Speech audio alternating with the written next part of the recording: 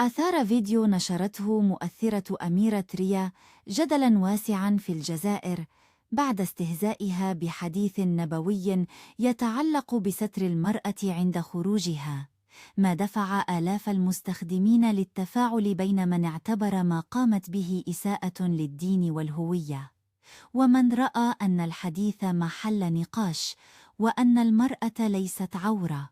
الفيديو تجاوز 50,000 إعجاب قبل حذفه بسبب موجة الانتقادات والدعوات لتطبيق المادة 144 التي تجرم الإساءة للدين. ردود الفعل ركزت على أهمية الحجاب والستر الشرعي كما ورد في القرآن، مع التأكيد على أن خروج المرأة جائز بضوابط تحفظ كرامتها وتمنع الفتنة.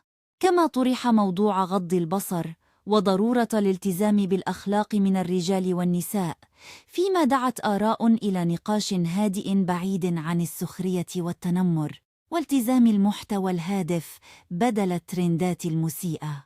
في المقابل، ينتظر الرأي العام صدور بيان رسمي يوضح تفاصيل القضية والإجراءات القانونية المتخذة بحقه، وسط دعوات لتعميم المحاسبة على مؤثرين آخرين يقدمون محتوى مشابها حفاظاً على صورة المجتمع الجزائري والقيم الأخلاقية العامة. تتصاعد المطالب بضرورة فتح تحقيق شفاف لكشف الحقائق وضمان محاسبة كل من يثبت تورطه في أي تجاوزات.